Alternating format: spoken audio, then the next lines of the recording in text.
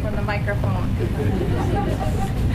Welcome, and thank you so much for coming out on this unbelievably warm day. It shows your the depth of your love of Beacon and of history here, and we're so grateful because, as you're about to see tonight, is an incredible program, and Diane Lapis in particular has put a lot of hard work into it. So I do have door prize tickets. If you didn't get yours yet, don't worry. At the end of the evening, we'll do a check, and anybody that hasn't received their door prize, we'll make sure you get a door prize ticket, that you get one. So with that, now that I've got you all quiet and seated, would you please rise so we can begin with the Pledge of Allegiance? I pledge allegiance to the flag of the United States of America and to the republic for which it stands, one nation, under God, indivisible, and liberty and justice for all. Very good. Please be seated. And again, thanks for coming. I'd be remiss if I did not recognize Beacon Elks Lodge, number 1493. They host us here in this nice, cool space, and they do so as a community service and do not charge us anything. So if you know any Elks, right, please thank them. It's cool down here, and on a summer night like this, if we were in the St. Joachim's Gym, as much as that's a great space, it's so bright you would not be able to see the slideshow. And so it really is an ideal space for us. It also has parking, a safe, well-lit lot. And what does it have upstairs? A bar. So for any of you who'd like to go up tonight and get a cocktail or just even a glass of water, I want you to stay hydrated. It is very, very hot. And you are welcome to bring beverages down here. Welcome. Come on in. So, my name is Denise Van Buren, and I'm the president of the Beacon Historical Society. And I do want to ask any of our volunteers who are trustees, either or volunteers or trustees, if you're here tonight, could you stand so we could recognize you for what you do for the Beacon Historical Society? Diane Murphy, don't sit down there. Come on, Anna's here, Gary's here, Patrick's here. Thank you. We are 100% volunteer, and we answer hundreds of inquiries every year. We have a collection of thousands of items. We curate that collection. We display it. We answer questions that run the gamut of what you would ever think people could be possibly interested in here in Beacon, including a lot of family history. We get a lot of inquiries from all around the world, people asking us to help them with their family research. So volunteers make it happen at the Historical Society. We're excited because we'll be actually celebrating our 50th year next year, and we're doing great. I do want to ask you, if you're not a member yet, to please become one. You can do so simply by sending us a check for $25 to our P.O. Box 89, which is on our website, or you can simply go on our website. And if you have PayPal, you can click on support and the join tab, and you're able to join us there. Membership is how we're able to accomplish what we do and be able to support programming like this. When Diane and Stephen finish their presentation this evening, I'll have a few announcements about some of our upcoming programs. But I know for now you're really interested in hearing tonight's presentation. Diane Lapis is our past president at the Beacon Historical Society. She's a current trustee. She's very active in the Hebrew Alliance, was a lead on the centennial observance that they had there, as well as many other programs. And tonight, she and Stephen from the Bronx County Historical Society are going to share with us a really fascinating story, a chapter from our past. How many of you remember or know anything about Camp Nitgedaiget? They remember it. Good. Okay, the youngsters in the front row, we remember it. So, good. Tonight's going to be great. So I'm going to turn it over to Diane. Thank you.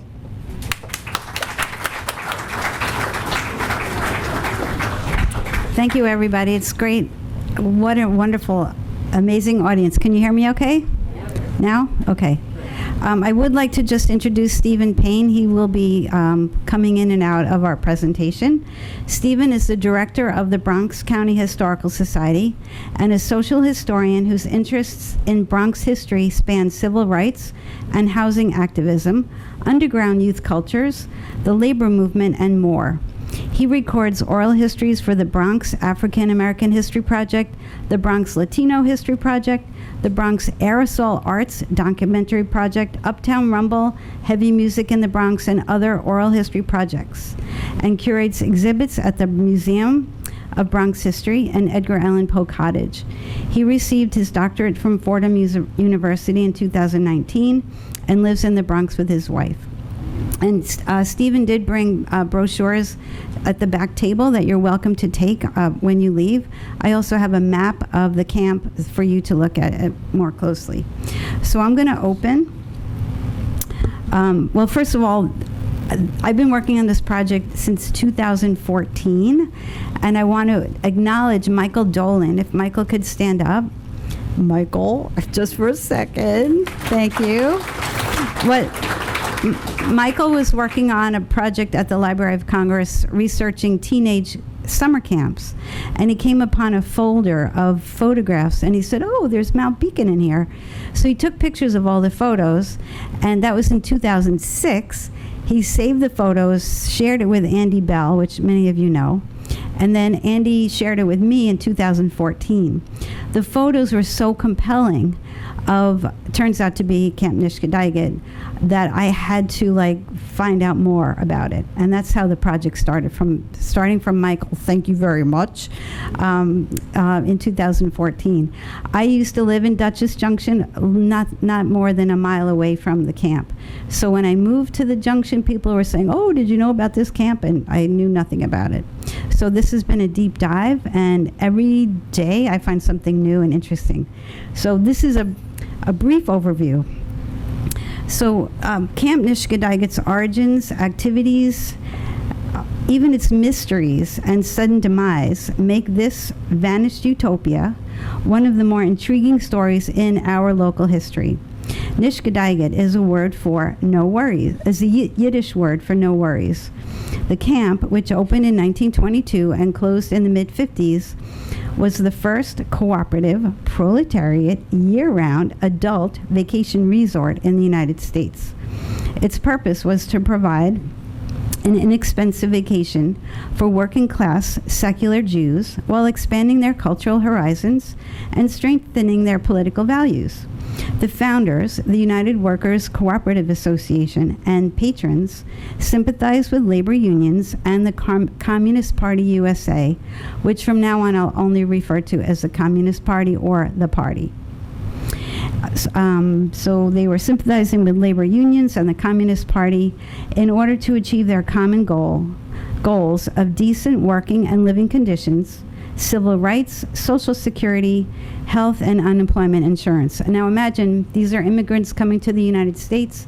They're working in the garment districts in dark, dangerous conditions, low pay or reduced pay, depending on whatever their managers are providing.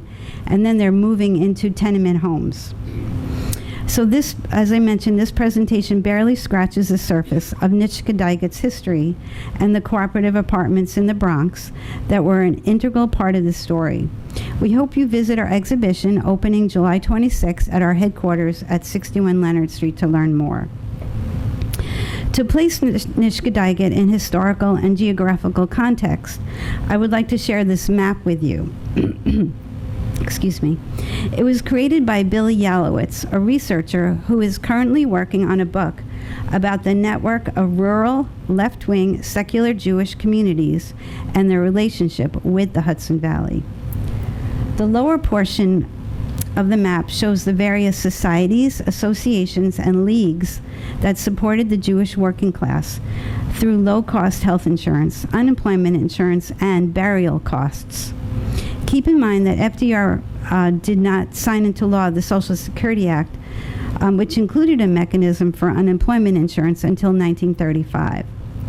Workers had no recourse if they lost their jobs or wages were, if wages were reduced, and were dependent on these various associations. Other organizations provided education in Communist Party doctrine or supported organized labor unions. The section above, let me grab my, so the section above here shows where the workers were living in various housing complexes that were built around 1926 to 1929. Some housed labor Zionists, Yiddish speakers, socialist labor union members, and the coops that we will speak about tonight for left-leaning Jewish radicals. So the coops were right here. The northern section of the map shows the various enclaves, including summer bungalows, such as Golden's Bridge, and that's where Billy Yalowitz's family had their summer homes, and summer and year-round camps that served those Jewish residents. So you can see Nitgedaiget here, up the river, and there were many other local camps like Followers of the Trail, the Croton Park Colony, the Mohegan Colony, etc.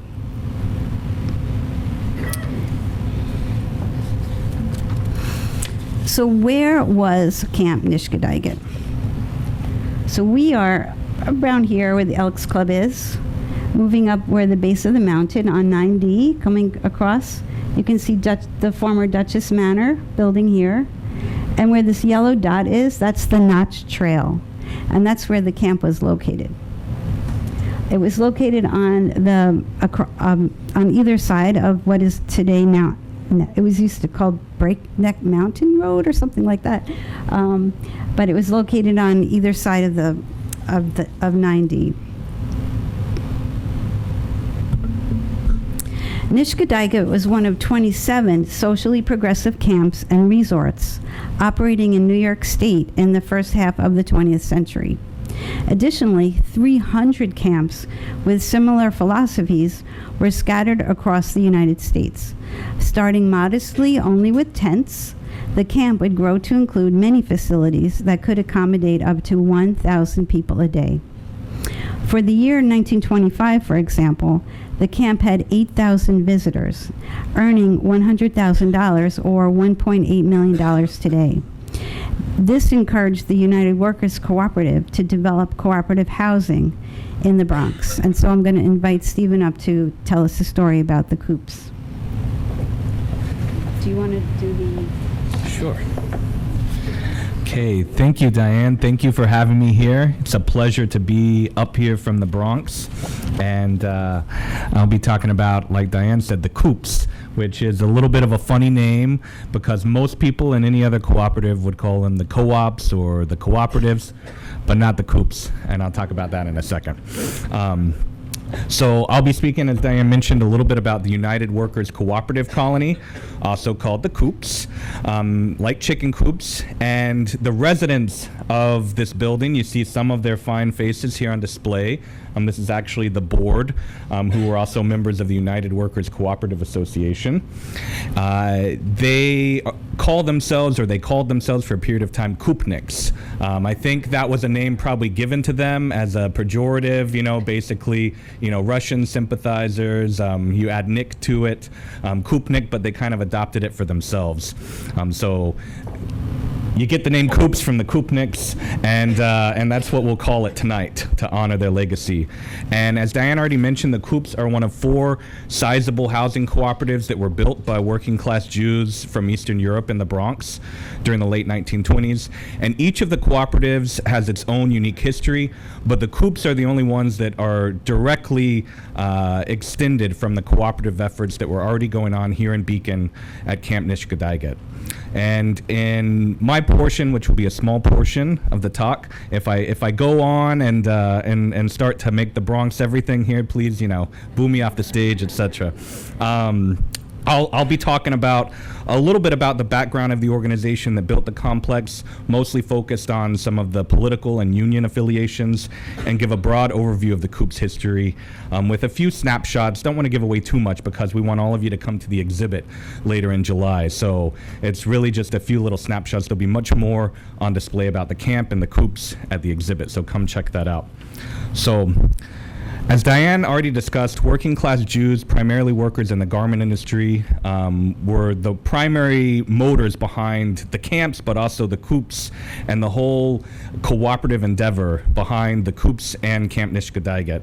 The United Workers Cooperative Association is the organization that was formed in 1910, pretty early on, and was a part of a wider cooperative movement that was going on in the U.S. at the time. Various political ideologies involved, some more on the left wing, some not necessarily so. There were worker cooperatives, farming cooperatives, distributive cooperatives, all kinds of cooperatives, and some of those are still with us to this day in various forms. But the UWCA was pretty decidedly on the left wing of things at the time. A lot of members probably gravitated towards the Socialist Party at the time in the U.S. The Communist Party wasn't around yet when the organization formed. They also might have been members of the International Workers of the World, which was a union that kind of tried to span all industries. Sometimes they were called the Wobblies.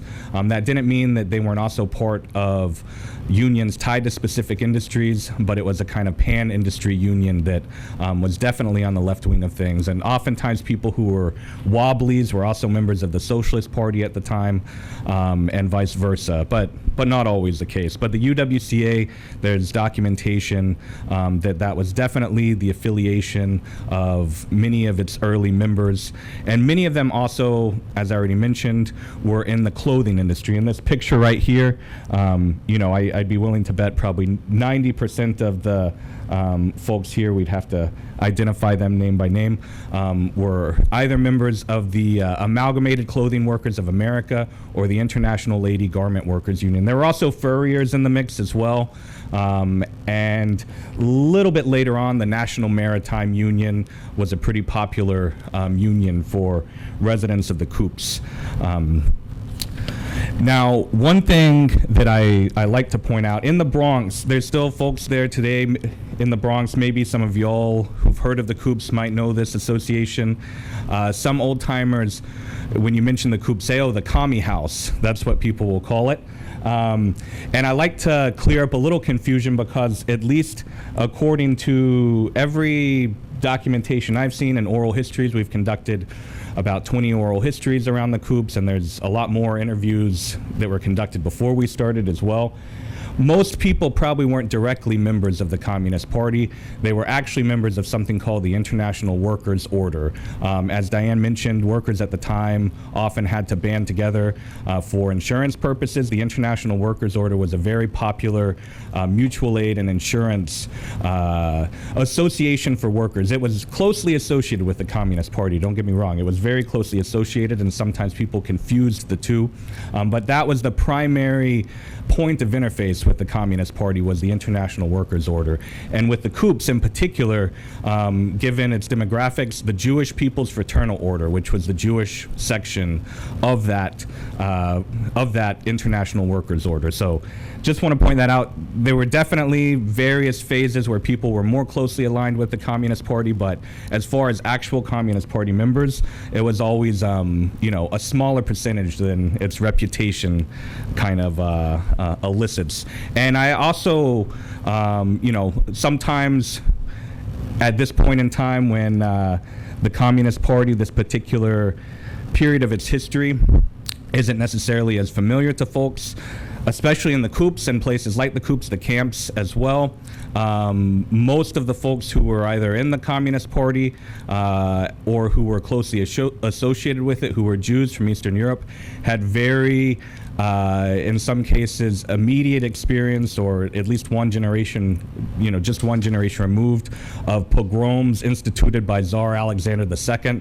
The Bolsheviks overthrew Tsar Alexander II, so there's a kind of gut reaction to associate with that as well. Just to add a little human element to things, that was definitely a huge driving factor behind many folks' gravitation towards the Communist Party at the time, in the coops as well as elsewhere. So let me just get into a little bit of the history of the building and provide a few snapshots. Wanted to just provide a little background on who some of the earliest cooperators in the coops were first, at least as far as their political and union affiliations. So as you can see here, if you go to the coops to this day, you'll see the same thing. The only difference is there'll be a green scaffold that's been there for probably 7 or 8 years around the building, but it looks largely the same. And one reason for that is some residents really made a strong push to landmark the building in the 80s and were successful. So fortunately, not a whole lot can be done to change the exterior. You can still see it's kind of neo-Tudor style to this day. And let me get into a little bit of the funding and construction of the building. Was a relatively complex way of funding the construction. As Diane mentioned, the United Workers Cooperative Association had a lot of success with Camp Nitgedaiget. Maybe not as much success with some of their other cooperative endeavors, but from Nitgedaiget they said, okay, let's build this cooperative housing complex. And the way they funded it was as follows. It was a $1.6 million cost for the first court. There's 3 courts, and only about $250,000 of it was funded through shares. So, you know, in the traditional cooperative manner, selling shares. This is a limited equity co-op, as we call it now, where you know, if you buy into it, you can't sell your share back at profit. You sell it back to the cooperative at exactly what you paid your investment, and you get that investment back. So a pretty small portion funded through shares, 1.1 million through a mortgage, and the remainder through a bond issue. And the second and third courts were financed through an additional mortgage and second bond issue. And one of the things about this cooperative and the other cooperatives in the Bronx, and you can see similar elements at play in Camp Nitgedaiget, there was a lot of thought put into how this would be laid out specifically to benefit people who had been crammed into tenements, you know, a lot of times on the Lower East Side, but in some cases Harlem as well. So the apartments were definitely a lot more spacious than your average apartment that a working person could afford. They were oriented towards maximum sunlight, and they were also built in a part of the Bronx and the other cooperatives as well that was relatively rural at the time, so there was a lot more fresh air, parks. That's something that a lot of people talk about, is Bronx Park being right there. That was before various highways kind of intersected it and made it more difficult to access. People could walk right into the zoo and the botanical gardens. There weren't fences up at the time either. So, you know, there's a lot of fond memories around that. So a lot of intentionality, and on top of just design and building layout, there were various amenities that you found in the coops, and you could find that some similar things in some of the other cooperatives, but the coops, I think, had probably more than any other at one point. They had a library. You see here a photograph of the library. It's a pretty large collection, a mix of things, a lot of political works in there, but also literature, Yiddish, Russian, English, a pretty wide mix of works in there. And I don't know if this is an accurate portrayal of how busy the library was, or if this is a posed portrait, but it's a pretty busy picture, at least for your average library. There was a daycare. There was also a cooperative kitchen. On any big holidays, residents would get together and cook and throw a feast. At one point, didn't last very long, there was a cooperative grocery store down the road. A lot of different elements here, specifically designed to make working people's lives more livable. And another thing to point out is, unlike Camp Nitgedaiget, which seems to have had pretty market success for a significant period of time, the coops almost immediately fell into financial difficulty. By 1928, before the second and third courts were even completed, mortgage foreclosure proceedings were initiated against the coops, and the management, the board that I showed earlier, the picture, made a deal with the bank that they would remain the managers of the building, but the bank would become the owners of the building. And that's the situation that more or less stayed in place for about 10 years. They sold some of the extra land that they had. They actually had grand ambitions to build even more to the bank, and that was part of the deal. So yeah, it was really only owned by the United Workers Cooperative Association for about a year, which is an interesting part of the story. And eventually the Koopniks, they were offered new mortgage terms in 1943, and part of those terms was kind of regular increases in the maintenance, or rent really, but in the maintenance fees, and they rejected that deal voted it down, and it became just a regular apartment complex. And it is to this day.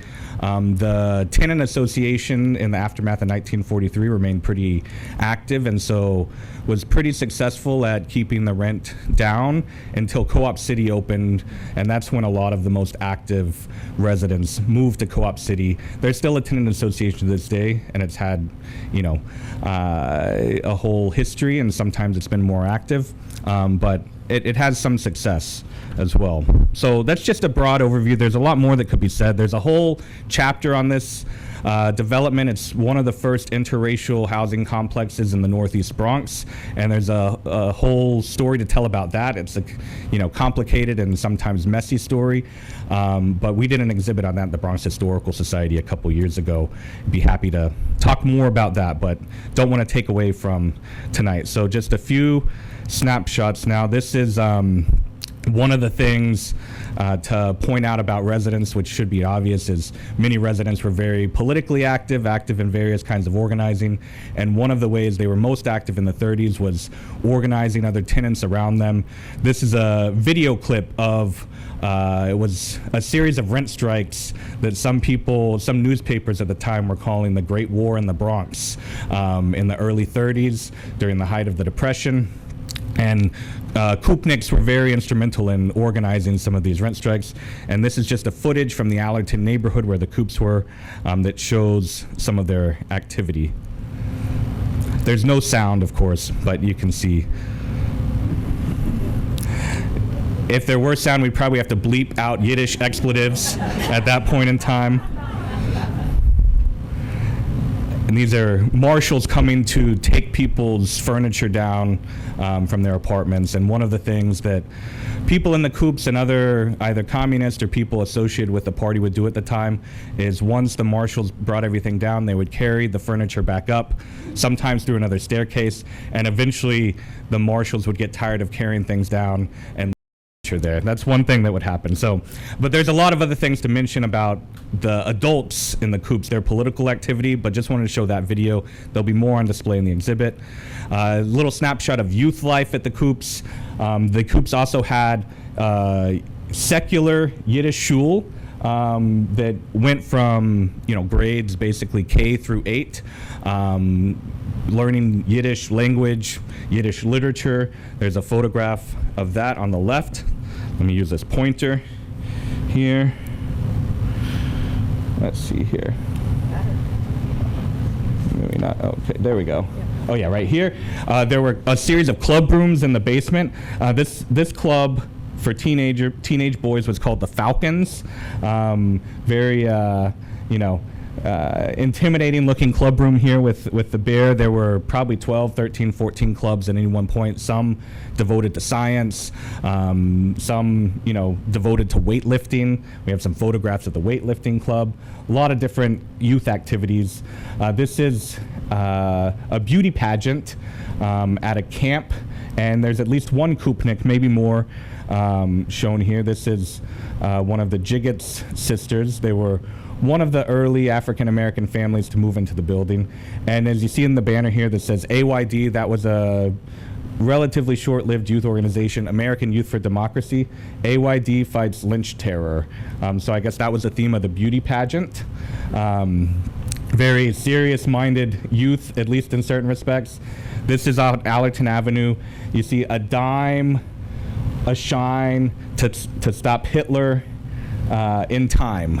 And so they were shining people's shoes to raise money for the war effort. Youth were on Allerton Avenue. And this is just a photograph. Paul Robeson. This is at Camp Wochika, Workers' Children's Camp in New Jersey. And there's a Koopnik. Let's see here. Down here in the bottom right corner. I think the pointer might have gone out. That's all right. So I mentioned, earlier here, a dime, a shine to stop Hitler in time. The youth definitely adopted a very patriotic attitude in the Koops during World War II.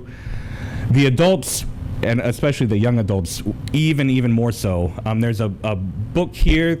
One of the interesting things about the Koops is the mothers started collecting letters from their sons and in some cases daughters who were at war.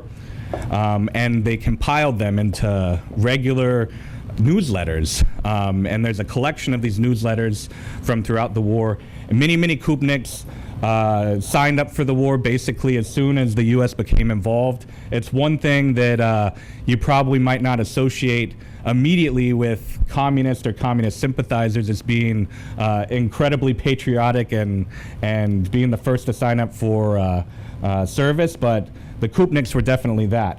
On the right, there's another person from one of the first African-American families in the Coups, a woman named Libby Taylor, who signed up for the WAC program, as it was called at the time, a women's auxiliary unit in the Army. On the left is Bernie Schuldiner, decked out in his full sailor's garb for the Navy, and he, coincidentally, was one of the actual confirmed communists in the building. He was an organizer even for the party. Anyway, there's a lot more to say about both those individuals, but this is just one aspect, a perhaps unexpected aspect of adult life in the Coups I wanted to point out, is patriotism. Even after the war, there were regular marches. Children would play. They had a fife and drum band in the Coups. Anyway, it's a very fascinating chapter of the Coups history, and we'll have more on display in the exhibit. And the thing I wanted to end on before handing it back over to Diane is, in spite of the Kupniks' patriotism during and after World War II, the writing on the wall against communists in the U.S. Started to appear pretty early on, and people in the Coups were hit pretty hard, both people who were actual communists and people who weren't. And I just have a couple items here. One is a very dramatic example.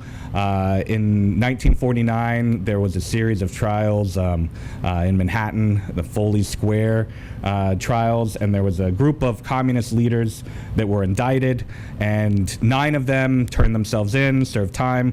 2 of them went underground because the thinking at the time, at least in the internal party documents, is that fascism was very close on the horizon in the U.S., so there needed to be some people underground to organize against it. Henry Winston, seen here on the left, is one of those people. His family lived in the Coups, and there's oral histories of him being stuffed into the back of a trunk and a car speeding away in the middle of the night before the FBI showed up minutes later at the Coups. So this is a very dramatic example. He was underground for a while, turned himself in, and wasn't treated very kindly in federal prison, lost sight in both his eyes, and his wife and children led a campaign to free him, which was eventually successful. And then there's just a kind of more everyday example of how the Red Scare and McCarthyism affected residents. It's just one page from an FBI file of a resident of the Coups, just noting her daily kind of goings-on, and in some cases even, noting details as seemingly insignificant as she has a little facial hair on her lip. So anyway, just from the mundane, but also probably pretty psychologically terrifying, to the more dramatic. Kupniks were definitely affected by the Red Scare, but they persisted and lived on, and eventually, many decades later, landmarked the building, and there's a whole story about that as well. But let me hand it over to Diane.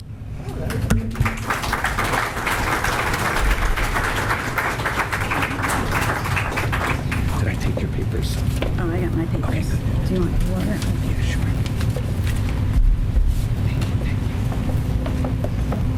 Thank you, Stephen. You can see why this is so fascinating. So how did the patrons from the Bronx get up to Beacon? One way was to take a shuttle from the Coups. As shown in this advertisement, one could register at the Coups business office, pay $2, and take a bus up to Beacon for an evening event, a weekend, or a week-long getaway. Patrons could also take the Beacon train from Grand Central or a dayliner to Newburgh and then ferried over to Beacon. The Daily Worker and the Freiheit, a Yiddish newspaper, both left-leaning newspapers, sponsored Nitgedaiget advertisements in their respective papers. And these advertisements were extremely helpful in my research because they were very explicit about activities that were going on every week, which organizations were visiting, for example, like the Furriers organization or the Ladies Garment Workers. So the United Workers, as Stephen mentioned, purchased 250 acres in Beacon on the Brinkerhoff property, as well as their homestead in 1922. And the map shows the layout of the camp, which I don't know if this is working, so let's see. Nope, oh yes, my pointer is working. So I'm going to just give a little bit of an overview of what you would expect if you were to arrive at the camp. So this is called the Concrete Highway. That would have been what is today 9D. Beacon would have been around here, and Duchess Manor in this area. This section is the riverside, and then above I'll call the mountainside. So on the riverside, you have the hotel, and all these little dots are the bungalows. And then bungalows are all around the area. You can see the word bungalows. This was a map from 1941. They were supposedly selling the camp. So also on the riverside, there was a garage and the dining hall. Now, and over here in this corner was where the garbage dump was, which I'll talk about later, and the lake. This was the area where the athletic fields were located. On the mountainside, you had your office, a comfort station, which would be hot and cold showers, the casino, also known as the dance hall, and the swimming pool. Okay? So the original administration building was formerly the Brinkerhoff homestead. According to the Beacon News, the Brinkerhoff homestead was in bygone days one of the showplaces of the county. Located on high ground near the front of the mountains, it had a commanding view of the Hudson River and the fields which swept down to its banks. Between 1922 and 30, the building also served as sleeping quarters and as the library and the infirmary. When the hotel was built in 1930, a breezeway connected the two buildings. Arson was a probable cause of its demise in 1932. A fire broke out on the third floor, quickly igniting a stock of mattresses. Beacon Engine was the first on the scene and extinguished the fire before it destroyed the hotel.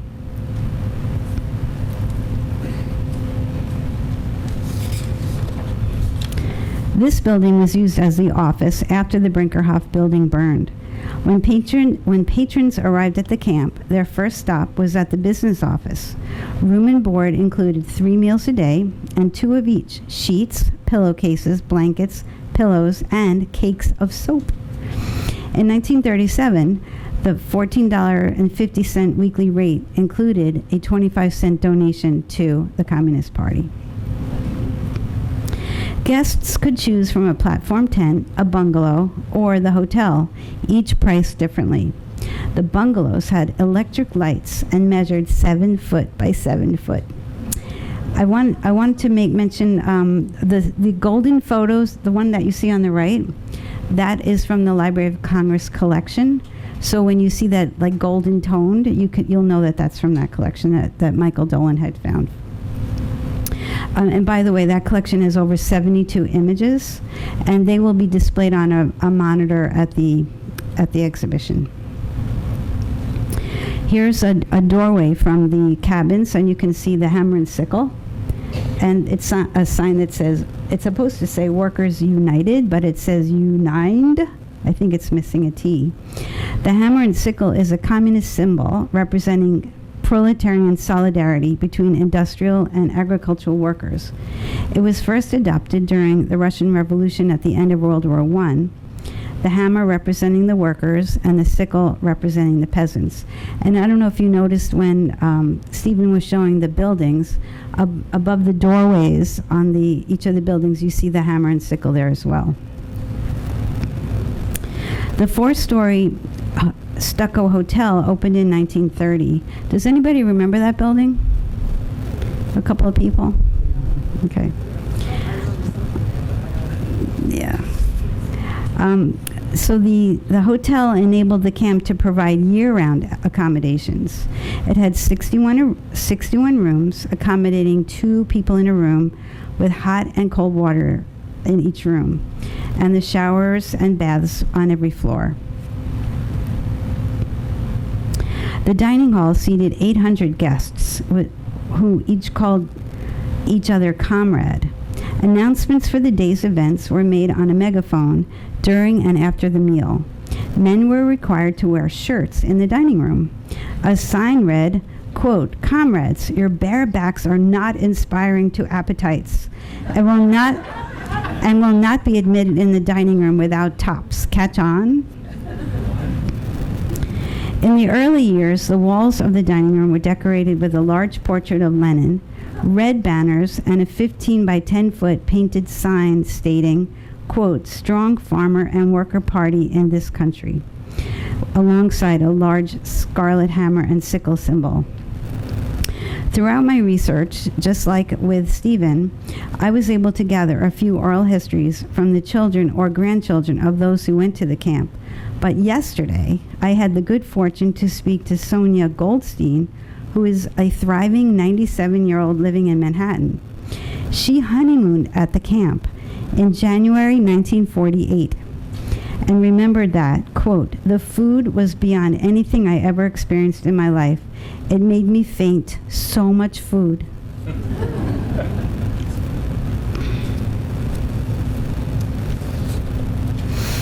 A few months ago, I received a phone call from a gentleman in Virginia.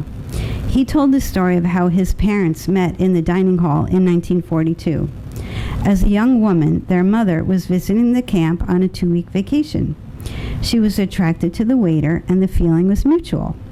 Soon after her first days at the camp, she sat next to an older woman who tried to set her up with her son. The young woman demurred and stated that she was in love with someone already. It turned out to be that woman's son. They married a few years later and had 3 sons. Fast forward 75 plus years. When both parents died, the 3 sons returned to Beacon to visit the camp and find the remains of the dining hall in honor of their parents. It was very touching. This photo from the Bronx Historical Collection shows the workers in the dining hall. You can see on the sign, waiters, busboys, and bread boy. And coincidentally, it is from 1942, so it would have been great if that father, who was the waiter, was in that photo, but sadly he was not. Improvements to the camp were made in 1927 by local contractor James Lynch, which some of you will remember, including a pool, the comfort station, the casino, and the athletic fields. The pool was one of the main attractions and was formed by a man-made dam. It was 190 feet long and 70 feet wide and 5 to 6 feet deep to accommodate those who were unable to swim. The 5 rows of stairs leading down into the pool enabled guests to sunbathe at the edge of the icy cold water. Sports activities were scheduled throughout the day. The facilities included a baseball field, handball and tennis courts, and an area for track and field events. In the winter months, activities included bobsledding, ice skating, skiing, hiking, and campfires, with dancing and sports in the heated casino. During one big snowstorm in March of 1934, the local paper reported that guests were found reading books from the Nitgedaiget library, playing chess, ping pong, dancing to the tunes of fine music, participating in a symposium on current events, or listening to a lecture given by prominent speakers. And if you notice where the horse is, above it is that breezeway that was connecting the Brinkerhoff homestead to the Hotel Nitgedaiget.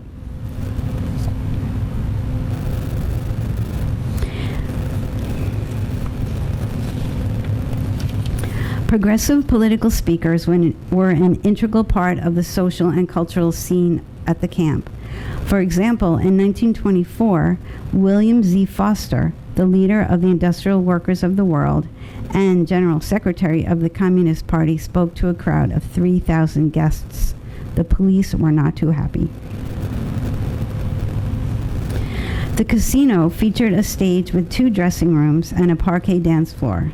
Nitgedaiget attracted some of the leading entertainers, literary luminaries, and political activists of the times. Part of a larger cultural scene from New York, these artists traveled to a variety of Jewish camps and resorts, which we saw on Billy's map, such as Unity, Kinderland, Lakeland, Boyberick, and Mochica, imparting leftist social and political values, as well as Yiddish language and culture. This advertisement from the Daily Worker shows the top 3 artistic talents of the day. Workers' plays were a popular form of entertainment at the camp. The plays aimed to expose the class struggle and promote social consciousness through their performances. This rare 1929 photo on the stage of the casino is the play Hirsch Leckert, about an illiterate shoemaker and political activist who tried to defend Jewish workers in a small town in Lithuania. Leckert became a folk hero, and many plays and poems were written about his activism. The play was directed and acted in by Jacob Mestel, who served as the camp's entertainment director in the late 1920s and 30s. Mestel founded the Artef Theater in 1925, a company that merged artistic expression with political messaging and was closely tied to the American Jewish Communist movement.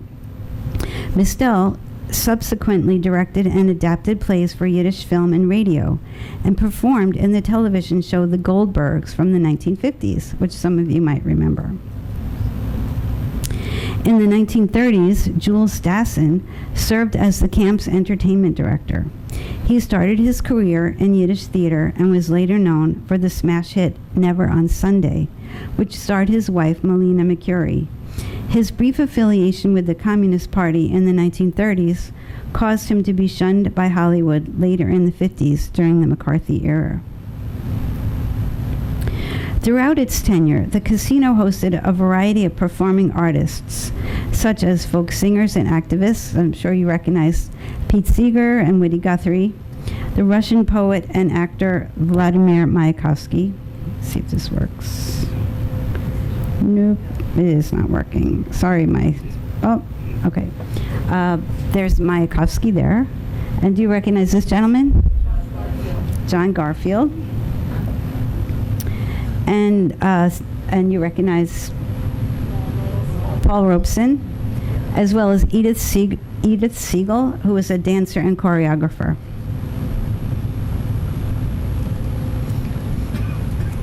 I was able to find out who actually was at the camp by one of our neighbors, John Shabani Sr. Some of you might remember him. When he was a young boy, he was a waiter at the camp, and he remembered the people that worked there.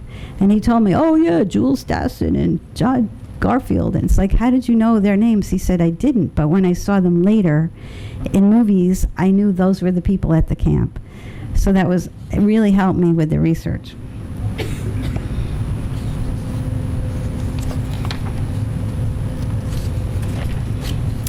Pete Seeger often performed at Nitgedaiget. Referring to his performances there, he noted, quote, "Be sure to mention that Woody Guthrie, composer of This Land and Your Land, and I, performed there in 1940 and 41.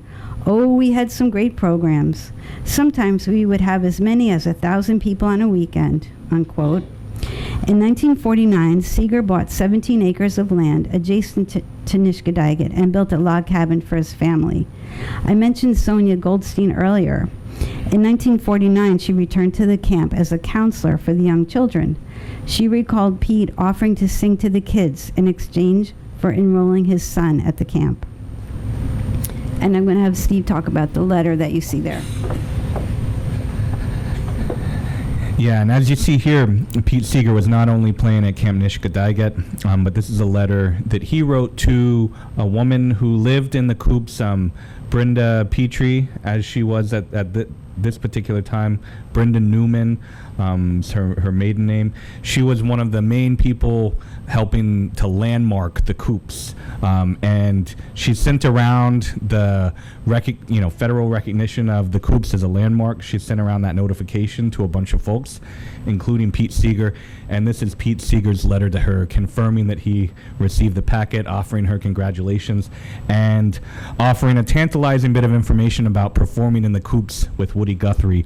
I have heard stories about both of them performing in the coups, as well as Leadbelly, Paul Robeson as well. So similar cast of characters performing at the coups, as well as Camp Nitgedaiget. Thank you, Stephen. Singing was an important element at Nitgedaiget.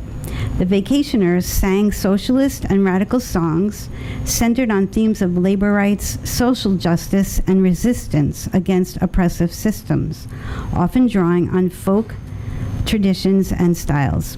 What would a camp be without a camp song? The Nitgedaiget song was written by Byam Fenster, who edited the Camp Yacht, the humorous weekly paper read every Friday night at the campfire.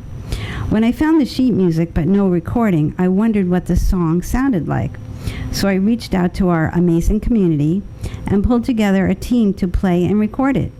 I am very excited to share with you this premiere of a song that probably hasn't been heard for 100 years. I would like to recognize Ellen Gersh on vocals.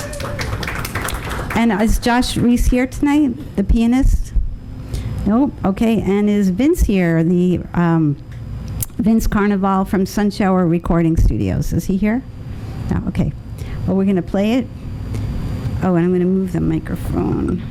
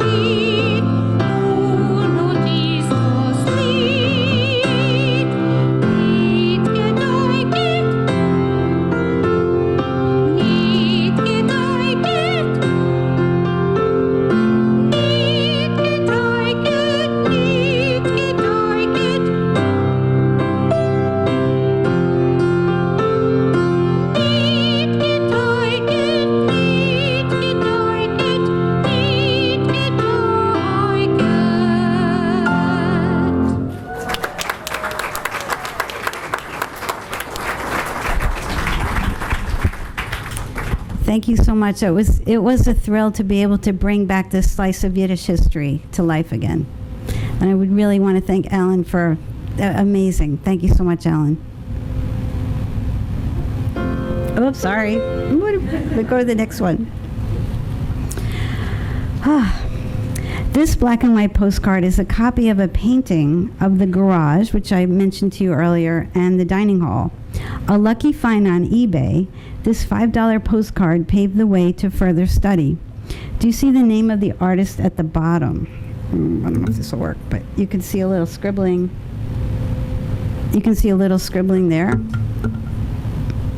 Joseph Beal visited Nitgedaiget in 1936 with his wife Lena Gur and Louis Lazowick and his wife Adele Turner. Artists in their own right, Beal, Gur, and Lazowick depicted the changing social landscape and the plight of the working class in their paintings, drawings, and prints. Beal was deeply inspired by the views and culture at Nitgedaiget and created a small body of work reflecting his time while at the camp. The Archives of American Art at the Smithsonian Museum hold the Lena Gur papers that document both Gur and Beal's career through printed materials, scrapbooks, photographs, and correspondence. This collection was a valuable resource in learning about Beale's interactions at the camp. I have more of his work and photos from the scrapbook on display in the exhibition.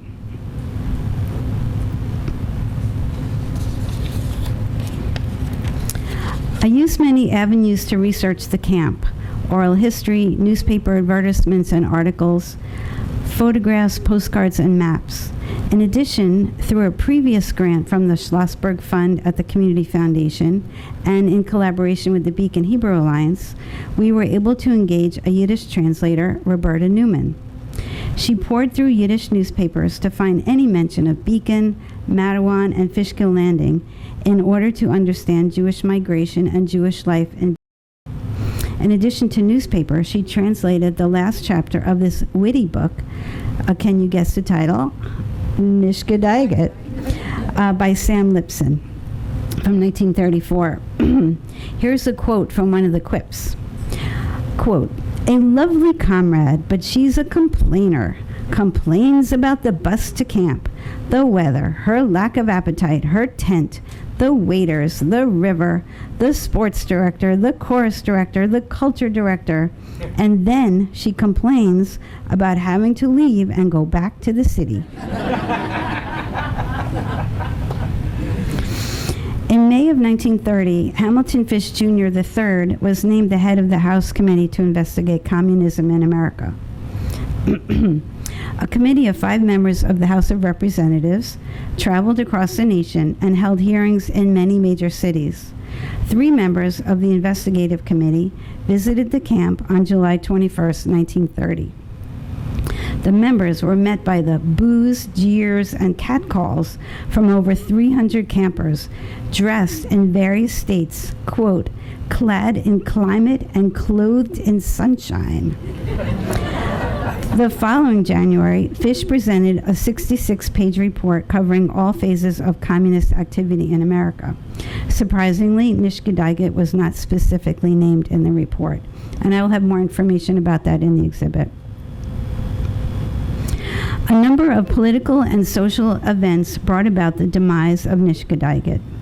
The founding members' goals of providing decent housing, decent working and living conditions, Social Security, and health and unemployment insurance were largely achieved through labor unions and government programs.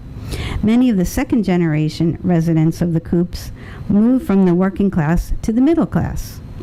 By 1945, as Stephen mentioned, the association, through a series of poor managerial and financial planning efforts, lost ownership of the Coops.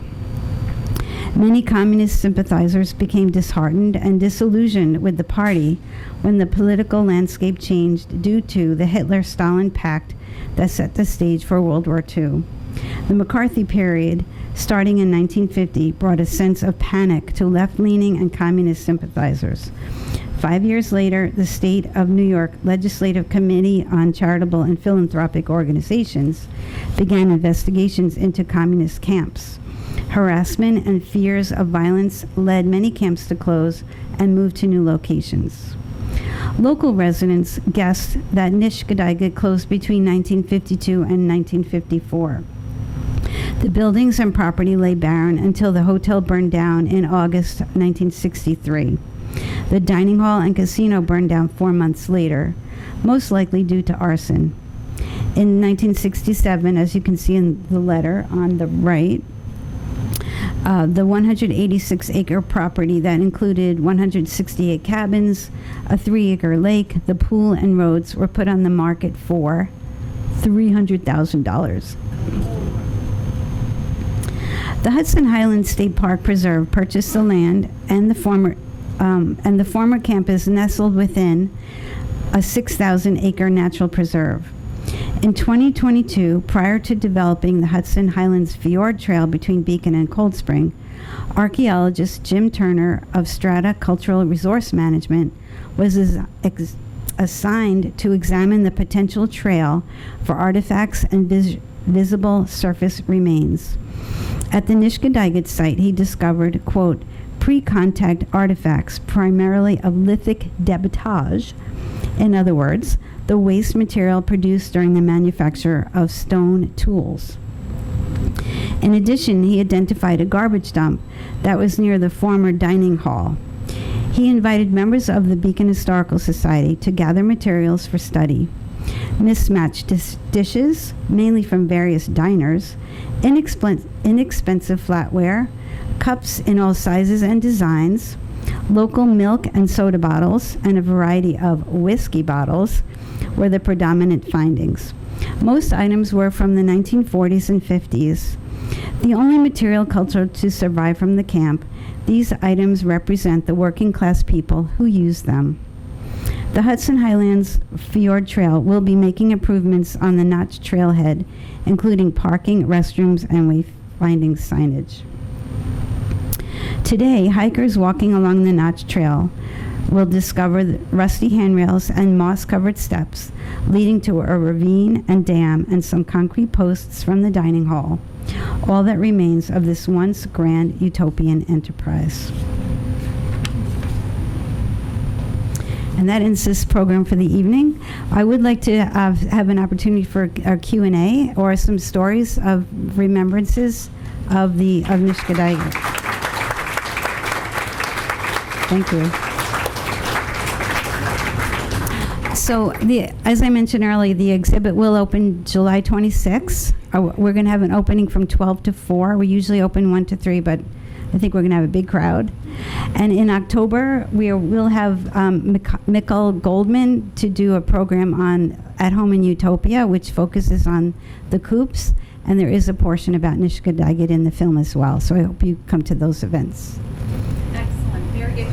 You see that we could not afford to pay a salary for a woman like this who does all this research with 100 volunteers. Do we not?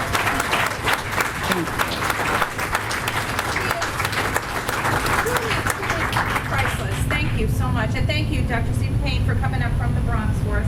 I'm sure that if they have any questions, they could come up to you later. But If does you wanna do anybody that. have any reminiscences of the camp that they wanted to share? Anybody remember in the buildings? I remember the building, though, it's when we go down to Cold Spring. But I remember a fear of that.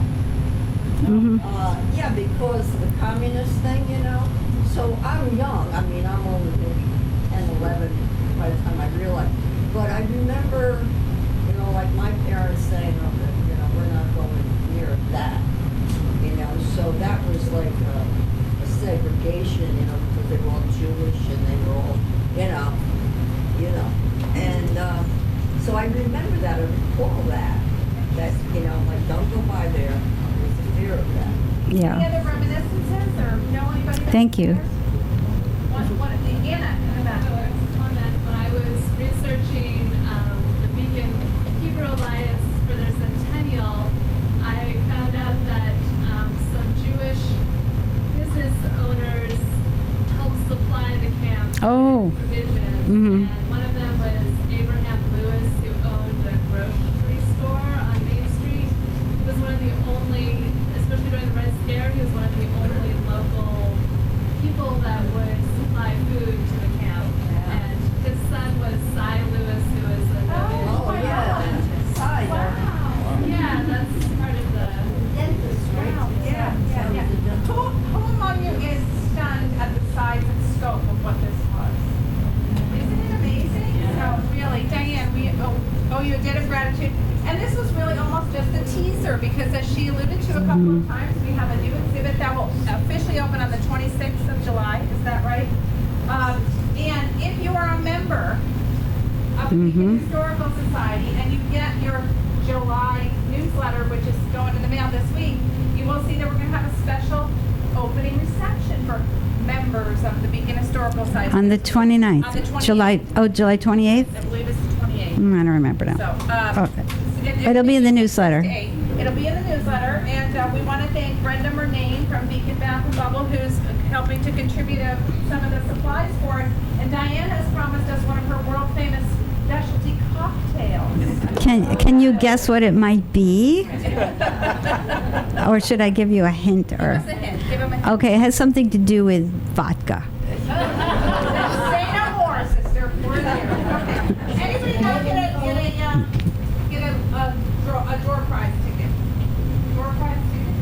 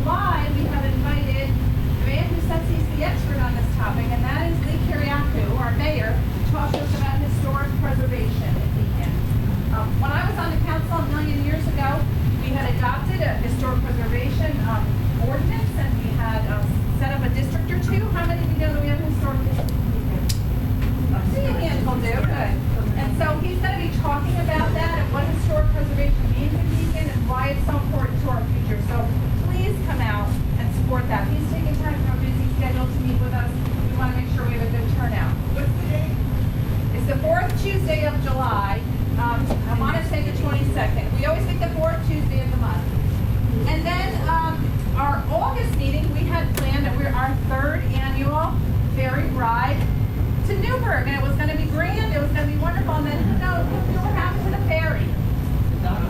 The dock is given out, yes. So there's no ferry.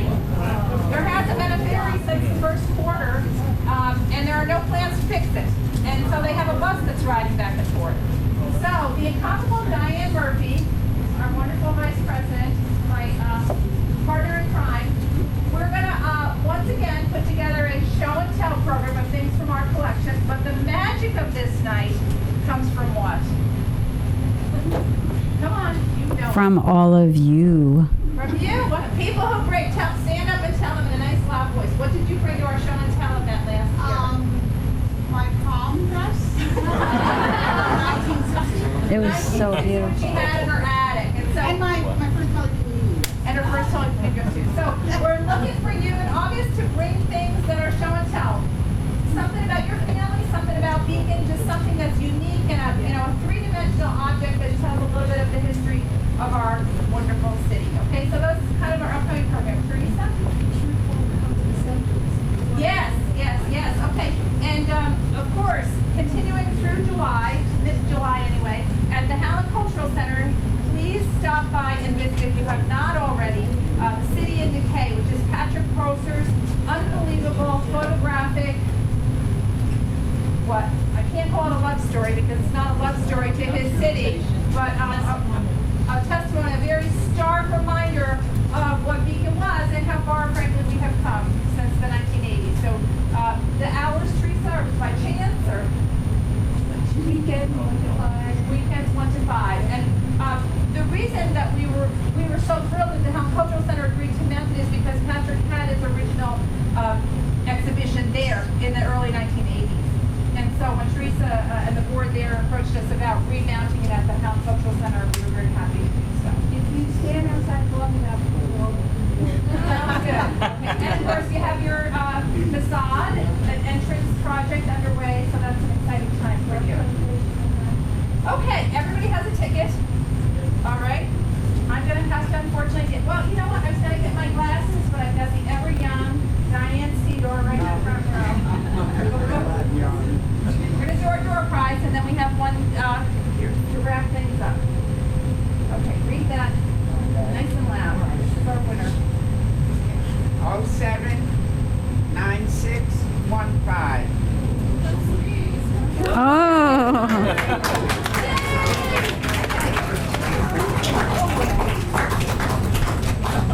I'm sure if you already have a copy, I could do